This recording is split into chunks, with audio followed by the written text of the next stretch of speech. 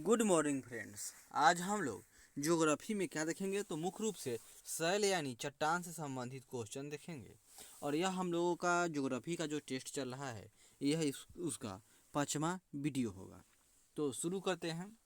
पहला क्वेश्चन है, निम्नलिखित कथनों पर विचार कीजिए। चलिए करते हैं। शैलों में खनिज घटकों का एक निश्चित संगठन होता है, निश्चित तो नहीं होता है।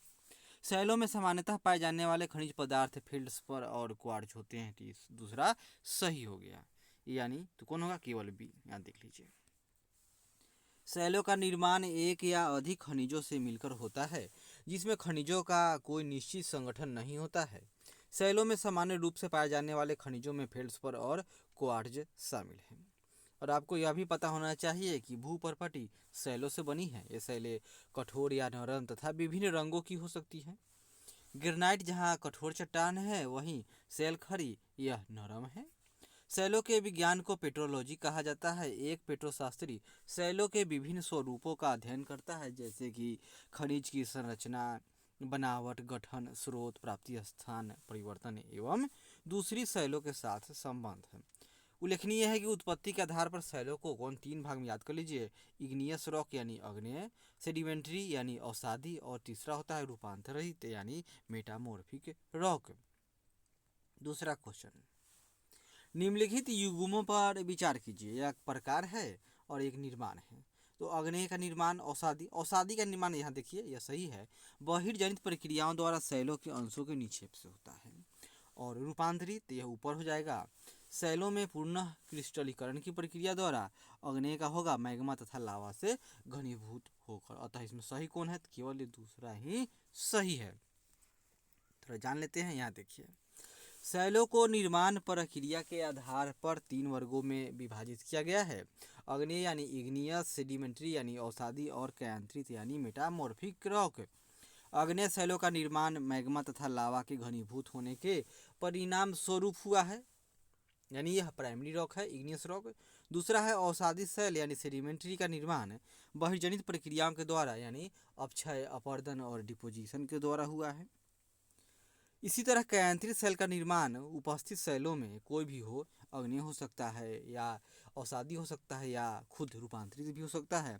इनका पुनः क्रिस्टलीकरण यानी पुनः ताप और दाब के प्रक्रिया के स्वरूप निर्माण होता है।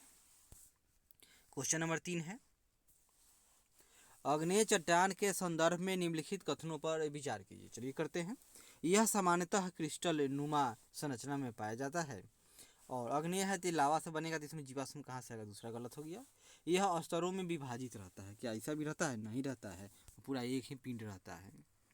अग्नेय शैल का निर्माण पृथ्वी के परपटी के नीचे गर्म एवं तरल मैग्मा के ठंडा होने के परिणाम स्वरूप होता है।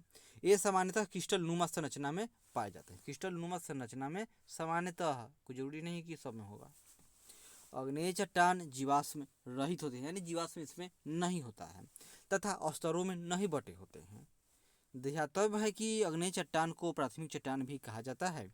अवसादी व रूपांतरित चट्टानों का निर्माण इसी से हुआ है। इस प्रकार के चट्टानों का रासायनिक अपक्षय का प्रभाव कम होता है, जबकि भौतिक अपक्षय का अधिक प्रभाव होता है। इसी के फलस्वरूप इन चट्टानों में विघटन तथा वियोजन होते हैं। निम्नलिखित कथनों पर विचार करना है। चलिए करते हैं। अग्नेय चट्टानों में सिलिका की अधिकता होने के कारण यह क्षारीय होता है। अम्लीय प्रकृति के अग्नेय चट्टानों का घनत्व क्षारीय चट्टानों की अपेक्षा अधिक होता है। हाँ, अम्ल है जहाँ कम एसिडिक और अधिक एसिडिक, तो क्या दोनों सही होगा? चलिए देखते हैं। यह दोनों गलत है, उल्टा बोला है। यहाँ देखिए, अग्नेय चट्टान को खनिजों के संगठन के आधार पर अम्लीय और क्षारीय में विभाजित किया जा सकता है। जब चट्टानों में सिलिका की मात्रा अधिक होगी, जिस लावा में सिलिका की मात्रा अधिक है वह चिपचिपा होगा, यानी अम्लीय होगा। अम्लीय अग्नेय चट्टान जैसे कि ग्रेनाइट क्षारीय अग्नेय चट्टान की अपेक्षा कम घनत्व होते हैं। अम्लीय अग्नेय चट्टान ग्रेनाइट क्षारीय अग्नेय चट्टान की अपेक्षा कम घनत्व के होते हैं, और यह हल्के रंग के होते हैं, यानी जिसमें अधिक सिलिका है वह कम घनत्व वाला होगा। उल्लेखनीय है कि कुछ अग्नि चट्टान जो क्षारीय होते हैं अधिक मात्रा में क्षारीय ऑक्साइडों जैसे कि आयरन, एल्युमिनियम या मैग्नीशियम को धारण करते हैं, जिससे एक अधिक घनत्व वाले और गहरे रंग के हो जाते हैं। मतलब यह हुआ कि जो क्षारीय है, जो बेसिक है, उसमें धातु की मात्रा अधिक है। जब अधिक है तो वह भारी होगा, अधिक घनत्व वाला होगा। और जो अम्लीय है उसमें सिलिका की मात्रा अधिक है, यानी बालू, तो वह लोहा से कम भारी है, तो उसका कम घनत्व का होगा।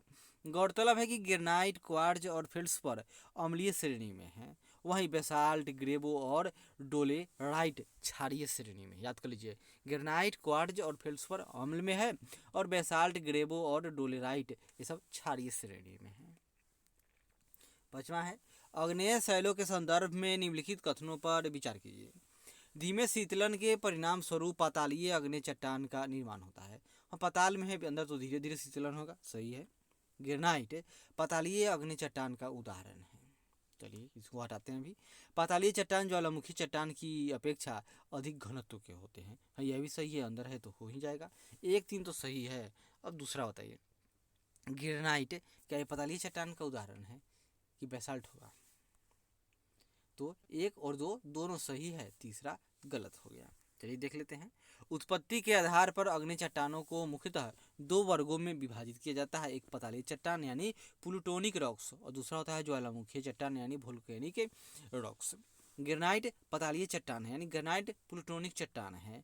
भूपर्पटी के अंदर जब मैग्मा धीरे धीरे ठंडा होता है तो पातालीय अग्नि चट्टान का निर्माण होता है।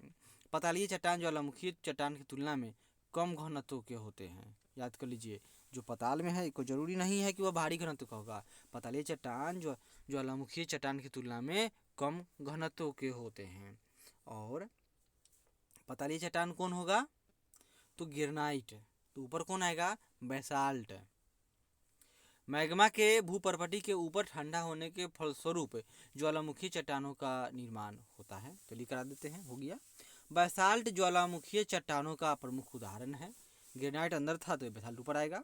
बेसाल्ट के क्षरण से काली मिट्टी का निर्माण होता है। तो इसका उत्तर क्या होगा? सब सही होना चाहिए। जब मैग्मा पृथ्वी के परपटी पर आता है तो वह तेजी से ठंडा होकर ठोस रूप धारण करता है। इसी बाह्य चट्टान को ज्वालामुखी चट्टान कहा जाता है। बेसाल्ट ज्वालामुखी चट्टानों का महत्वपूर्ण उदाहरण है। इन्हीं चट्टानों के क्षरण के फलस्वरूप काली मिट्टी का निर्माण होता है, जिसे रेगूर कहते हैं, जिसे दक्षिण भारत में है। उत्तरी आयरलैंड में एंटरिम, भारत का दक्षिण पठार और यूएसए का कोलंबिया स्नेक पठार ज्वालामुखी अग्नि चट्टानों के उदाहरण प्रस्तुत करते हैं। ध्यातव्य है कि रंध्र विहीन ग्लासी मैग्मा के अंतर्गत ओबिसिडियन, प्यूमिस, परलाइट व पिच स्टोन आते हैं। ये सब क्या है? ये सब बेसाल्ट चट्टानें हैं।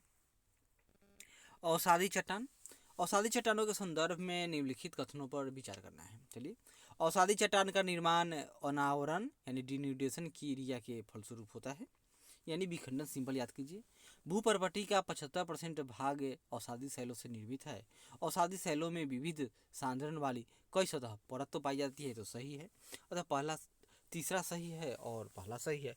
75% अवसादी शैल से निर्मित है। सब किसे निर्मित है? सब प्राइमरी रॉक से है, लेकिन उनका क्या हुआ? अपरदन हो चुका है, अतः क्या होगा? तो उतना नहीं है। तो पहला और तीसरा सही है। यहाँ देखिए, अवसादी चट्टान का निर्माण अनावरण की क्रिया जैसे अपक्षय और अपरदन, वेदनिंग एंड इरोजन के परिणाम स्वरूप हुआ है। भूपर्पटी का लगभग 75% भाग अवसादी चट्टान वितरित होती है, लेकिन आयतन में केवल 5% भाग को ही आच्छादित करती है। अवसादी शैलों में विविध सांद्रता वाली विभिन्न परतें या सतहें पाई जाती है। इसी कारण इसे प्रस्तरित या परतदार चट्टान भी कहते हैं। क्वेश्चन नंबर 8 में क्या है? अवसादी चट्टान है और निर्माण की प्रक्रिया है।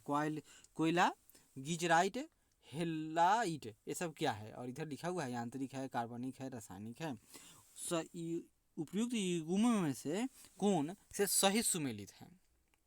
तो मिलान कर लेते हैं सीधे। यहाँ देखिए, यानी 2 और 3, मतलब गिजराइट कार्बनिक है और हेलाइट रासायनिक है, ये दोनों सही है। कोयला गलत हो गया। यहाँ देखिए, यांत्रिक रूप से बने इस प्रक्रिया के तहत बने अवसादी चट्टानों में यांत्रिक रूप से बालुकासम, चूना पत्थर, शैल, बिमिद्रा, कांगलोमरेट, ये सब यांत्रिक रूप से बनते हैं।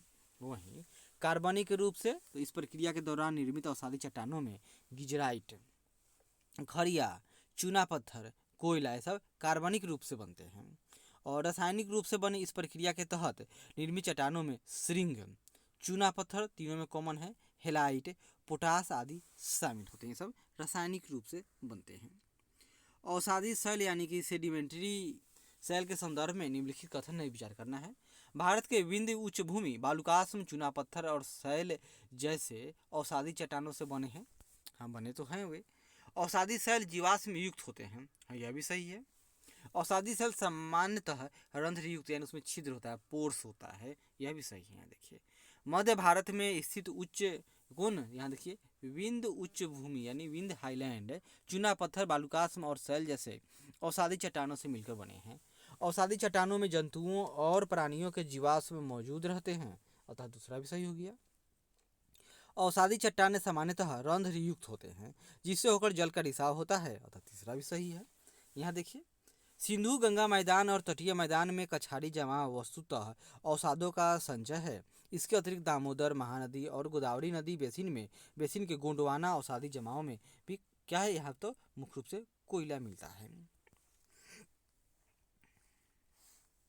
निम्नलिखित कथनों पर विचार करना है। अवसादी चट्टान अग्नि चट्टान की तुलना में खनिज संसाधनों को अधिक मात्रा में धारण करते हैं। अवसादी चट्टानों में हेमेटाइट, कोयला और पेट्रोलियम जैसे खनिज पदार्थों की उपस्थिति होती है। दूसरा भी सही है, लेकिन आ रहा है आपका लोहा। लोहा क्या अवसादी चट्टान में मिलेगा? देखिए यहाँ पर इसका उत्तर बी होगा, केवल 2 सही है। पहला क्यों नहीं? क्योंकि अधिकतर खनिज अग्नेय चट्टान में मिलता है, न कि अवसादी में। देखिए, अवसादी शैल अग्नेय शैल की अपेक्षा खनिज संपदा की दृष्टि से कम महत्वपूर्ण है, क्योंकि अवसादी शैलों में हेमेटाइट जैसे लौहअयस्क, कोयला, पेट्रोलियम और सीमेंट उद्योग में प्रयुक्त होने वाले सामग्री पाए जाते हैं। छोटे समुद्री जीवों के क्षय से पेट्रोलियम का निर्माण होता है। पेट्रोलियम कुछ निश्चित संरचना में ही पाए जाते हैं। उल्लेखनीय है कि बॉक्साइट, मैग्नीज, टीन जैसे महत्वपूर्ण खनिज अन्य शैलों से निकाले जाते हैं, लेकिन ये जल द्वारा लाए गए बजरी और बालू में भी पाए जाते हैं। इनका निक्षेप होता है। जैसे दक्षिण भारत में धारवाड़ रेंज, वो सब क्या है, तो सब इग्नियस रॉक का ही उदाहरण है। और सबसे अधिक उसमें क्या, तो भारत का खनिज सबसे अधिक कहाँ मिलता है, तो उसी धारवाड़ क्षेत्र ही संपन्न है। निम्नलिखित कथनों पर विचार कीजिए। सेंधा नमक यानी रॉक साल्ट समुद्र या झीलों के गठन से बने तबके से निकाले जाते हैं। जिप्सम या कैल्शियम सिलिकेट नमकीन झील के वाष्पोत्सर्जन से प्राप्त किया जाता है। तो दोनों सही है। सेंधा नमक तो पहाड़ पर से निकलता है ना, ठीक है।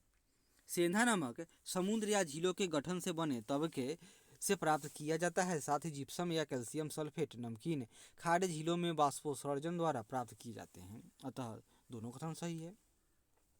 ध्यातव्य है कि मृत सागर जिसकी लवणता काफ़ी अधिक है से भी जिप्सम या कैल्शियम सल्फेट प्राप्त किया जाता है।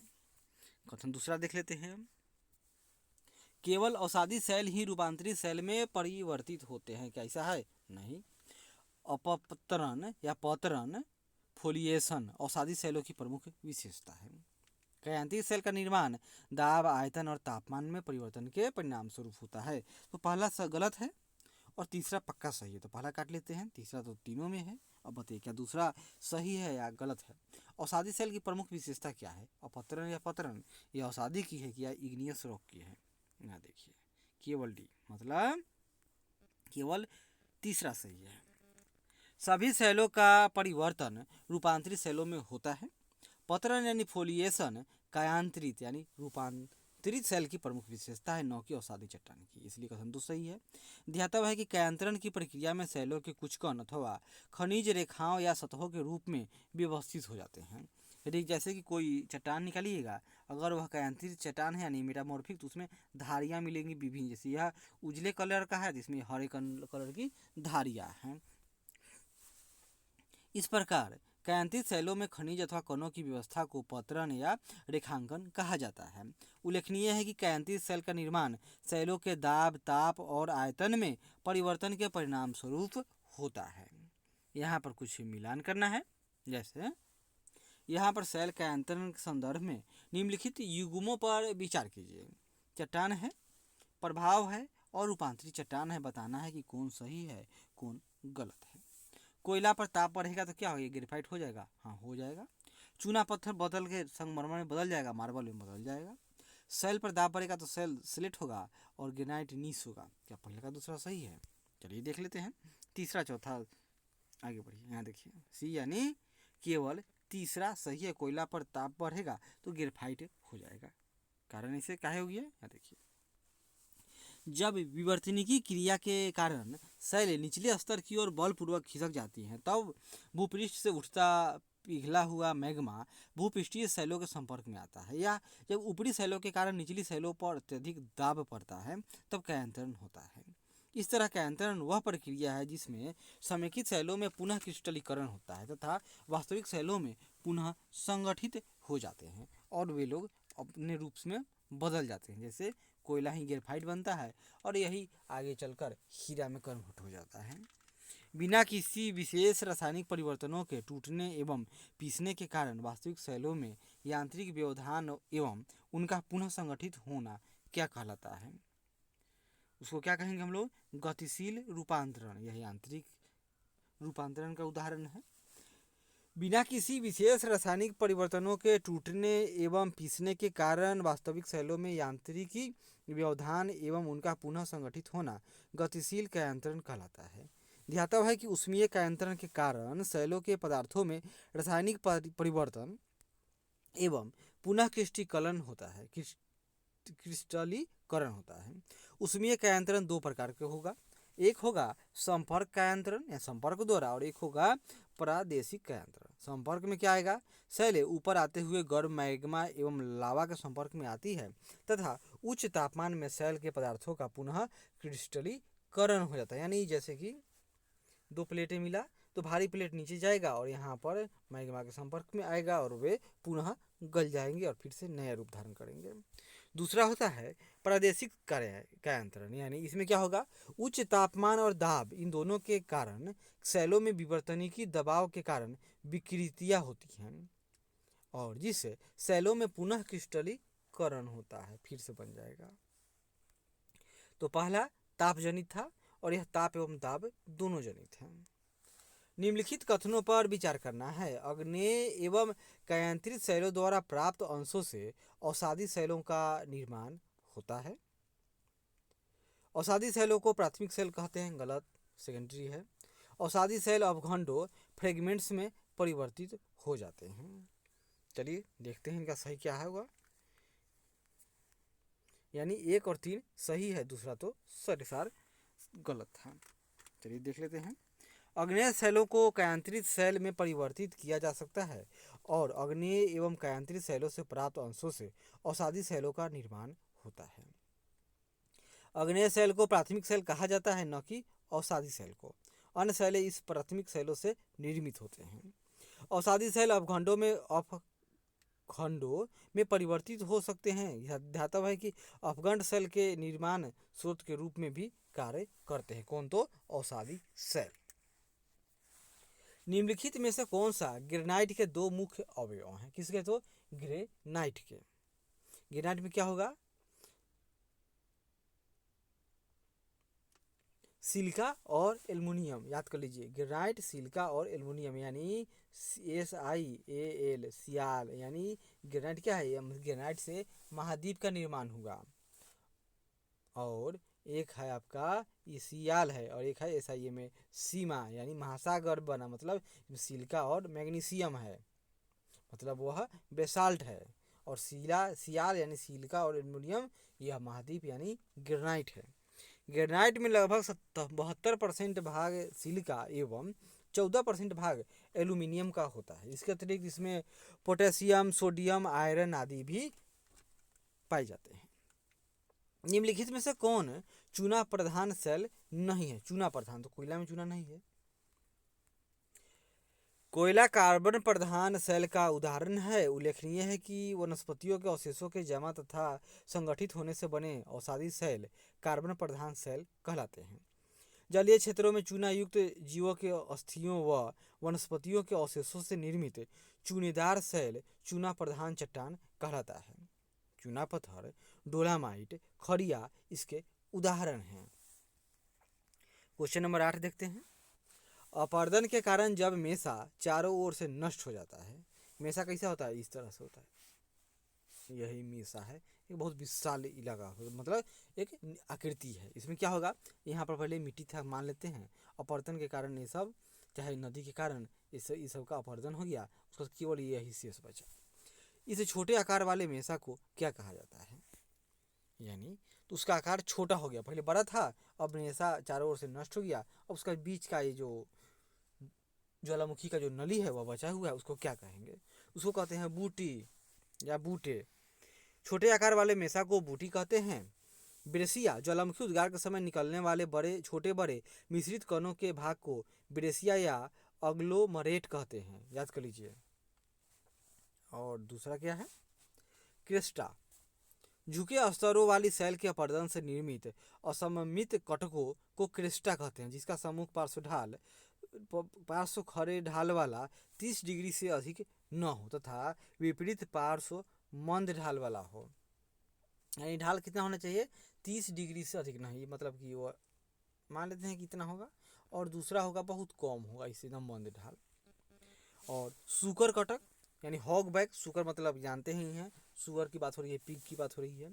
सुगर कटक अपरदन के पश्चात बनी अवरोधित शैलों वाली लंबी पतली तथा खड़े ढाल वाली श्रेणियों को सुगर कटक कहा जाता है। उल्लेखनीय है कि सुगर कटक का डीप तथा ढाल दोनों खड़े होते हैं। इसके विपरीत क्रेटा का डीप एवं ढाल दोनों ही झुका होता है। ध्यातव्य है कि घाटियों के बीच अपरदन के पश्चात शेष बचे छोटी छोटी पहाड़ियों के सपाट सतह जो बैसाल्ट से अवतरित रहती है, उसे ही मेसा कहते हैं। निम्नलिखित कथनों पर विचार करना है, देखते हैं। महीन कणों तथा बड़े कणों के मिश्रण से बनी अग्नेय सेल को पैगमेटिटिक अग्नेय सेल कहते हैं। ये महीन है और बड़े कण दोनों के मिश्रण से बना है। चलिए दूसरा है, बड़े कणों वाली अभ्यंतरिक अग्नेय सेल को क्या कहेंगे, पोरफाइरिटिक अग्नेय सेल कहते हैं। क्या दोनों सही है या दोनों अपोजिट है, यह दोनों ही उल्टा है। यहाँ देखिए, महीन कणों तथा बड़े कणों से मिलने से बनी अग्नेय सेल को पोरफाइरिटिक अग्नेय सेल, याद कीजिए, पोरफाइरिटिक अग्नेय सेल मतलब इसमें महीन कण है और बड़ा कण है। या मिश्रित कणों वाली अग्नेय चट्टान भी इसका नाम है। और दूसरा है, बड़े कणों वाली अभ्यंतरिक अग्नेय सेल को पैगमेटिटिक अग्नेय सेल, इसमें केवल बड़ा कण है, उसका नाम है पैगमेटिटिक अग्नेय सेल। जैसे पैगमेटिटिक ग्रेनाइट, पैगमेटिटिक डायोराइट, पैगमेटिटिक साइनाइट आदि, ये सब में बड़े कण हैं। 10 में क्या है, क्वेश्चन नंबर 10, खनिजों के क्रिस्टल का सापेक्ष रूप से समतल बनाने के लिए निश्चित दिशा में टूटने की प्रवृत्ति कहलाता है। एक निश्चित दिशा में ही टूटेगा, उसको क्या कहेंगे हम लोग, भंगुरता तो नहीं कहेंगे, वो कहीं कहीं से टूट जाएगा। धारी विदलन या विभंजन या धारियां, देख लेते हैं। यहाँ देखिए, विदलन मतलब क्या होगा, विदलन होगा उत्तर। खनिजों के क्रिस्टल का सापेक्षिक रूप से समतल बनाने हेतु निश्चित दिशा में टूटने की प्रवृत्ति विदलन कहलाता है। विदलन अणुओं की व्यवस्था का परिणाम है। इसके अंतर्गत खनिजों के क्रिस्टल एक या कई दिशा में एक दूसरे से कोई भी कोण बनाकर टूट जाता है, लगता है जैसे कि ज्यामितीय पैटर्न का ये लोग पालन कर रहे हैं। दूसरा है विभंजन यानी फ्रैक्चर, कोई जरूरी नहीं है, जैसे आदमी के शरीर का हड्डी कहीं टूट जाता है, वही बात है। अणुओं की आंतरिक व्यवस्था इतनी जटिल होती है कि अणुओं का कोई तल नहीं होता है, अतः क्रिस्टल विदलन तल के अनुसार नहीं बल्कि अनियमित रूप से टूटता है, यह क्रिया विभंजन कहलाती है। और धारियां, इसमें क्या होगा, किसी खनिज को पीसने के बाद वह उसी रंग का या अन्य रंग का दिखता है। ध्यातव्य है कि पाउडर बनने के बाद वह खनिज के रंग या अन्य रंग का भी हो सकता है। जैसे मेलाकाइट का रंग हरा होता है और उस पर धारियां भी हरी होती हैं, जबकि फ्लोराइड का रंग हरा बैगनी या हरा होता है और इस पर श्वेत धारियां भी होती हैं। और भंगुरता तो जान ही गए, किसी वस्तु का अगर तनाव पड़ गया उस पर, तो बिना किसी महत्वपूर्ण विरूपण के टुकड़ों में विभाजित होना ही भंगुरता है।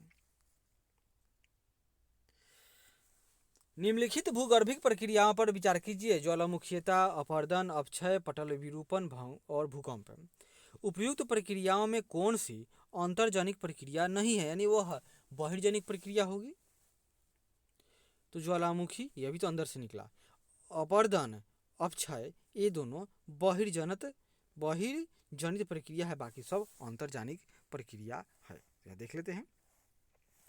अंतर्जनित एवं बहिर्जनित बलों द्वारा पृथ्वी के धरातल पर भौतिक एवं रासायनिक परिवर्तन लाए जाते हैं। जैसे क्या कहेंगे उसे, हम लोग उसे कहेंगे भूगर्भिक प्रक्रिया कहते हैं। समानतः क्या होता है कि अंतर्जनित प्रक्रिया द्वारा पृथ्वी का विरूपण होता है, आकृतियों में बदलाव निर्माण होता है, उसमें विषमता का या असमता का जन्म होता है। और बहिर्जनित प्रक्रियाओं के द्वारा जो विषमता है, जो अभंग आ गया है, जो असमतलन हो गया है, विभिन्न तरह की भू आकृतियों का निर्माण हुआ है, उन सब का क्या होता है तो समतलीकरण होता है। पटल विरूपण और ज्वालामुखीयता अंतर्जनित यानी इंडोजेनेटिक भूगर्भिक क्रियाएं हैं, इंडोजेनिक, जबकि अपरदन, अपक्षय तथा भूकंप बहिर्जनिक प्रक्रियाएं हैं। भूकंप बहिर्जनित कैसे, असर तो हुआ तो अंदर ही ना, लेकिन असर बाहर पड़ सकता है, मान लेंगे लेकिन नहीं मानना चाहिए। निम्नलिखित रेखा चित्र के माध्यम से भू आकृतिक प्रक्रियाओं में वर्गीकरण को दर्शाया गया है। पृथ्वी का संचलन होगा, इसमें क्या होगा, एक अंतर्जनित कार्य होगा, एक बहिर्जनित, यानी सिंपल यह सतह है, इसके नीचे जो भी क्रियाएं होंगी वो सब क्या है तो अंतर्जनित, और इसके ऊपर वाले फोर्स से वो है बहिर्जनित। तो अंतर्जनित में एक होगा पटल विरूपण और एक होगा तीव्र संचलन, यह यानी मंद गति से और यह तीव्र गति से। तीव्र गति में दो, एक भूकंप और दूसरा ज्वालामुखी।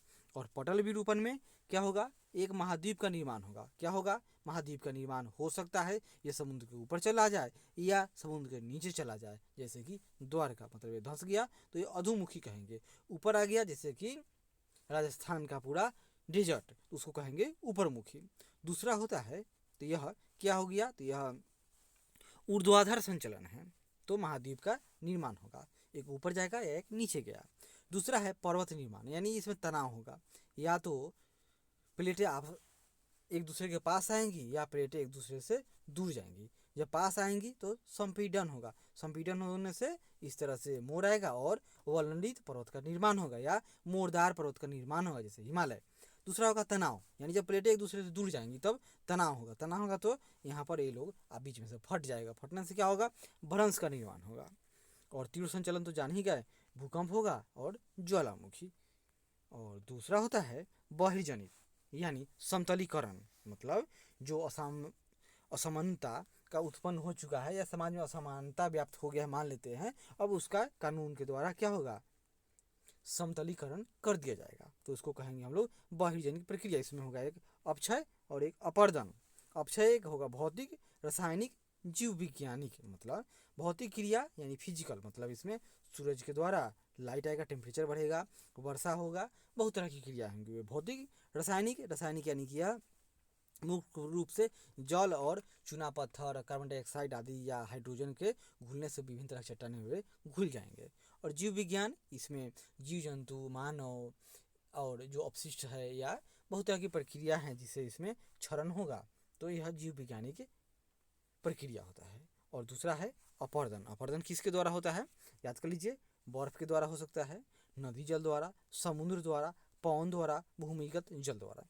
अपक्षय में क्या होगा, वो स्वस्थान है, यानी जहाँ पर कोई पदार्थ है वहीं पर वह विखंडित होकर वहीं पर शेष रहेगा। लेकिन अपरदन में क्या होगा, इसका विखंडन भी होगा, साथ साथ इसका मूवमेंट यानी ट्रांसपोर्टेशन भी होगा, और कहीं अलग जमा होगा, उसको कहेंगे क्या, तो निक्षेपण या जमाव या डिपोजिशन कहेंगे।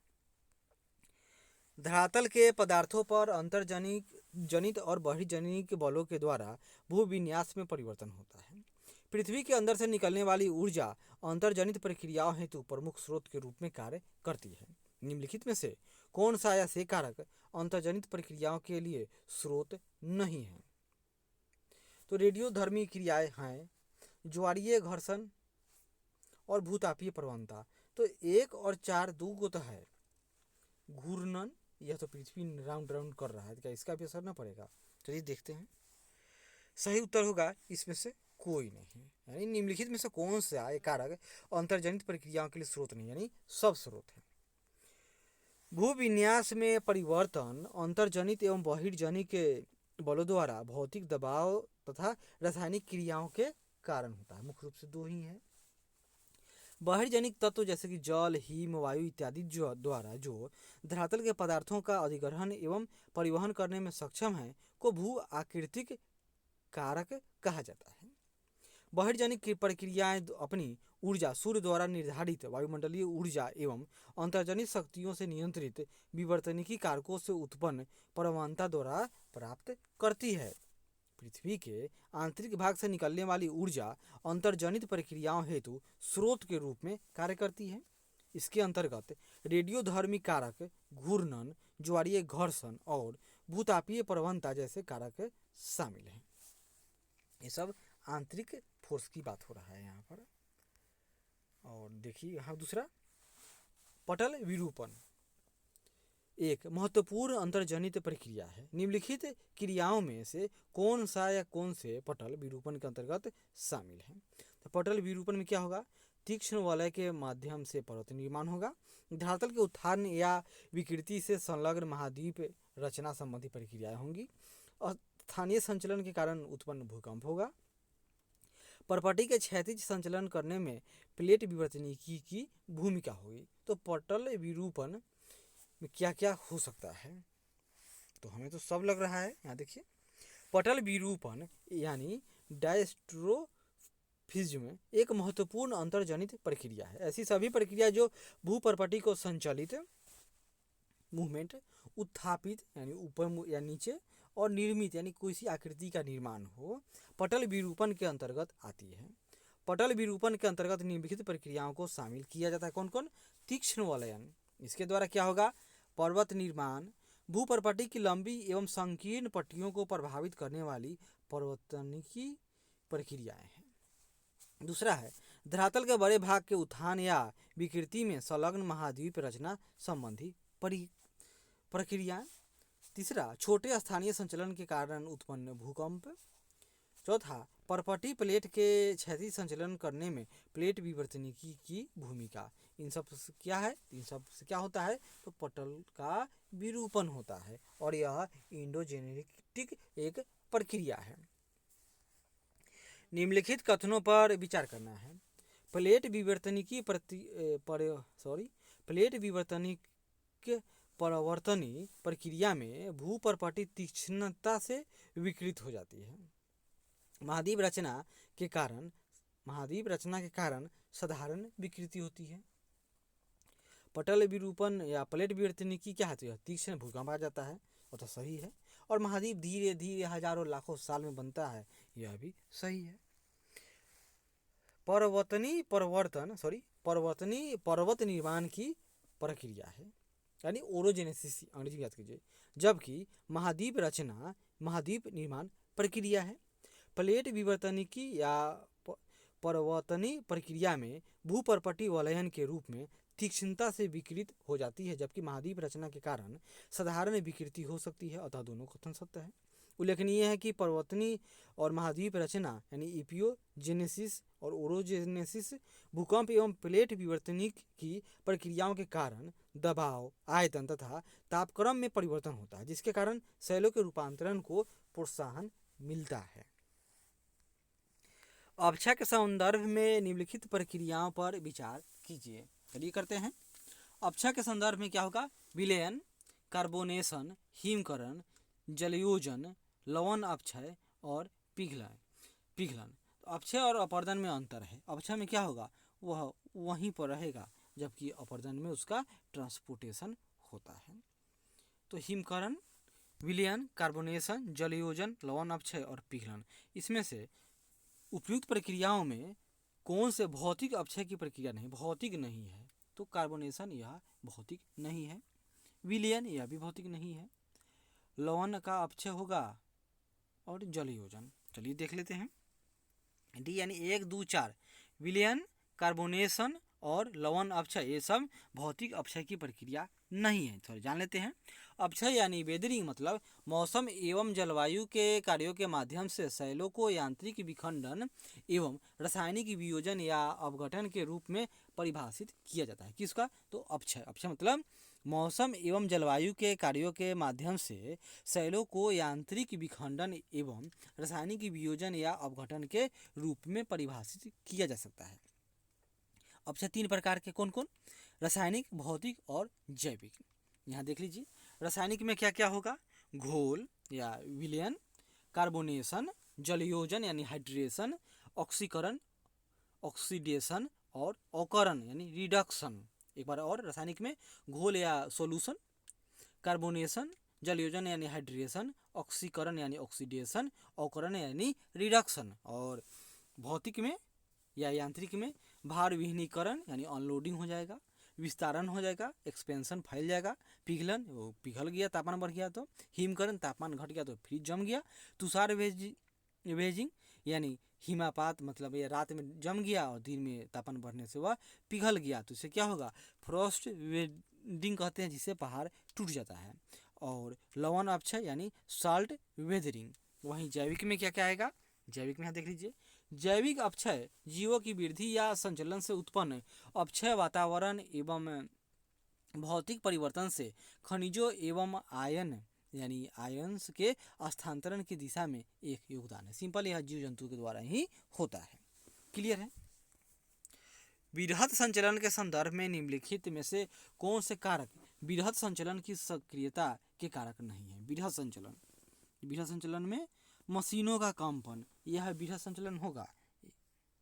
यहाँ देखिए, उपयुक्त में से कोई नहीं। थोड़ा जान लेते हैं। वृहद संचलन यानी मास मूवमेंट के अंतर्गत वे सभी संचलन आते हैं जिनमें सैलों के मलबा गुरुत्वाकर्षण के सीधे प्रभाव के कारण ढाल के अनुरूप स्थानांतरित होते हैं। इसका सबसे अच्छा उदाहरण भूस्खलन। उल्लेखनीय है कि वृहद संचलन में गुरुत्वाकर्षण शक्ति सहायक होती है तथा कोई भी भूआकृतिक कारक जैसे प्रवाहित जल, हिमानी वायु, लहरें एवं धाराएं वृहद संचलन की प्रक्रिया में सीधे रूप से सम्मिलित नहीं होते हैं। इसका अर्थ है कि वृहद संचलन अपवर्तन के अंदर नहीं आता है, यद्यपि पदार्थों का संचलन एक स्थान से दूसरे स्थान पर होता रहता है। क्यों? गुरुत्वाकर्षण के कारण। वृहद संचलन की सक्रियता के कई कारक होते हैं। प्राकृतिक या कृत्रिम साधनों द्वारा ऊपर के पदार्थों के टिकने के आधार को हटाना या का हटाना, ढालों की प्रवणता एवं ऊंचाई में वृद्धि हो जाएगा, फिर भी वृहद संचलन शुरू हो जाएगा। अत्यधिक वर्षा, भूकंप आएगा तो ऊपर से नीचे गिर जाएगा। विस्फोट या मशीनों का कंपन, फिर भी वही हाल है। प्राकृतिक वनस्पति का अंधाधुंध विनाश, तो ऊपर की मिट्टी या पहाड़ टूट कर नीचे बह जाएगा। पदार्थों के प्राकृतिक अथवा कृत्रिम भराव के कारण उत्पन्न अधिभार, जैसे कैगा में क्या है, कैगा नहीं ना, काकरापार जल विद्युत परियोजना, वहाँ पर पानी का भराव के कारण ही भूकंप आते हैं। भारत में मलबा अवधाव एवं भूस्खलन हिमालय के क्षेत्रों में प्रायः देखा जाता है। इसके अनेक कारण हैं। निम्नलिखित कारणों में से कौन सा ऐसे अवधाव यानी एवलांच और भूस्खलन यानी लैंडस्लाइड के लिए उत्तरदायी नहीं है? हिमालय विवर्तनिक दृष्टि से सक्रिय सही है। यह अधिकांशतः पर्दा चट्टानों एवं असंगठित तथा अर्ध संगठित पदार्थों से बना हुआ है, यह भी सही है। इसकी ढाल मध्यम न होकर तीव्र है, इसमें तो सब सही है। भारत में मलबा अवधाव यानी एवलांच एवं भूस्खलन यानी लैंडस्लाइड प्रायः हिमालय के क्षेत्रों में देखा जाता है। इसके कारणों में क्या क्या है? इस क्षेत्र का विवर्तनिकी दृष्टिकोण से सक्रिय होना, इस क्षेत्र का अधिकांश भाग पर्दार शैलों एवं असंगठित तथा अर्ध संगठित पदार्थों से बना होना, इस क्षेत्र में ढाल का तीव्र होना। अब आगे देखिए 8 नंबर क्वेश्चन। नीलगिरी जो तमिलनाडु, कर्नाटक एवं केरल की सीमा बनाता है तथा पश्चिमी तट के किनारे पश्चिमी घाट के संदर्भ में निम्नलिखित कथनों में से कौन सा सही है? यह क्षेत्र हिमालय के तुलना में विवर्तनिकी दृष्टि से अधिक अस्थायी है, सही है। दूसरा है, ये क्षेत्र मलबा अवधान यानी एवलांच तथा भूस्खलन की घटनाओं से पूर्णतः मुक्त है। ऐसा हो सकता है कि पूर्णतः कोई मुक्त हो? चलिए जान लेते हैं आगे। पश्चिमी घाट एवं नीलगिरी में खड़े ढाल भृंग एवं कगार के साथ तीव्रता है। पश्चिम की दिशा में तो है ही कगार, पूरब में नहीं है। इन क्षेत्रों में लघु अवधि में अधिक वर्षा होती है। हाँ, गर्मी के दिनों में तो होती ही है। चलिए जान लेते हैं सही उत्तर क्या होगा, यानी सी, मतलब 1, 3, 4। ये क्षेत्र हिमालय की तुलना में विवर्तन की दृष्टि से अधिक अस्थायी है, सही है। तो इनके हिसाब से गलत कौन हो गया? तो पश्चिमी घाट एवं नीलगिरी में खड़े ढाल भृंग एवं कगार के साथ तीव्रतर है। भृंग एवं कगार यानी चट्टानों का अपवर्तन कम हुआ है, इनके कहने का मतलब यही है। आगे देखते हैं इसका डिफिनीशन। हिमालय की तुलना में नीलगिरी एवं पश्चिमी घाट विवर्तनिकी दृष्टि से अधिक अस्थायी है। नीलगिरी एवं पश्चिमी घाट विवर्तनिकी दृष्टि से अस्थायी होने के अतिरिक्त बहुत कारण है, क्योंकि बहुत कठोर शैलों से निर्मित है। ये इग्नियस रॉक है, लेकिन अभी इनमें मलबा अवधान एवं भूस्खलन होते रहते हैं। यद्यपि इनकी बारंबारता हिमालय से कम है। हाँ, ये सही रहता, दूसरा गलत हो गया। पश्चिमी घाट एवं नीलगिरी में ढाल खड़े भृग एवं कगार के साथ तीव्र है, जो मालवा अवधाव व भूस्खलन के लिए जिम्मेदार है। अर्थात तीसरा भी सही है। यहाँ पर तीव्र ढाल है, वहाँ के लिखा था हाँ तीव्रता, हाँ सही तो है। तुम गलत कहाँ पढ़ रहे थे, हम ही पढ़ लिए गलत। नीलगिरी और पश्चिमी घाट में लघु अवधि में अधिक वर्षा होती है, जिस कारण इन स्थानों में भूस्खलन एवं मलबा अवधाव के साथ प्रायः सीधे शैल पतन होता है। तो यह भी तो सही हो गया। अतः एक कथन पहला सही, तीसरा सही, चौथा सही है, केवल दूसरा ही गलत है। आगे बढ़ते हैं। अपरदन के संदर्भ में निम्नलिखित कथनों पर विचार कीजिए। अपक्षय अपरदन के लिए अनिवार्य दशा है। अपक्षय अपरदन के लिए अनिवार्य दशा है नहीं। दूसरा है अपरदन द्वारा उच्चावच का निम्नीकरण होता है। ये तो सही है, मूवमेंट हो जाता है। चलिए जानते हैं। अपरदन के अंतर्गत शैलों के मलबे की अवाप्ति एवं उनके परिवहन को सम्मिलित किया जाता है अपरदन में। सही है। अपक्षय विरह क्षरण सहित अपरदन निम्नीकरण की प्रक्रियाएं हैं। इनके द्वारा उच्चावचों का निम्नीकरण होता है। यह भी सही है। चूंकि अपरदन द्वारा उच्चावचों का निम्नीकरण होता है, अर्थात भूदृढ़ से विघर्षित होता है, इसका तात्पर्य है कि अपक्षय अपरदन में सहायक है, लेकिन अपक्षय अपरदन के लिए अनिवार्य दशा नहीं है। अपक्षय अपरदन के लिए सहायक है, लेकिन अनिवार्य दशा नहीं है।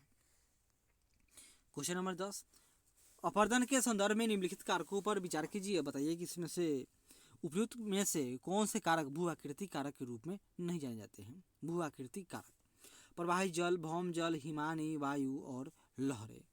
इसमें भू आकृति कारक कौन कौन नहीं है? प्रवाहित जल है, भौम जल, हिमानी यह भी है। भौम जल से भी तो कास्ट टोपोग्राफी बनता है, वायु द्वारा भी बनता है और लहर द्वारा भी। तो देख लेते हैं, इसमें से कोई नहीं, यानी सब नहीं जाने जाते, यानी सब जाने जाते हैं। पिंडाकार शैलें जब अपक्षय एवं अन्य क्रियाओं के कारण छोटे छोटे टुकड़ों में टूटती हैं, तो अपरदन के भू आकृति कारकों की सहायता से एक स्थान से दूसरे स्थान को ली जाती हैं, जो कि इन कारकों के गत्यात्मक स्वरूप पर निर्भर है। अपरदन के भू आकृति कारकों में निम्नलिखित कारक कौन कौन? प्रवाहित जल, भौम जल, हिमानी, वायु, लहरें एवं धाराएं हैं। अब अपरदन का भी और क्वेश्चन है, तो यह हम लोग अगले वीडियो में बनाएंगे। तब तक आशा करते हैं कि यह प्रयास अच्छा लगे। जरूर लाइक करें, शेयर करें, कमेंट करें और सब्सक्राइब करें। धन्यवाद।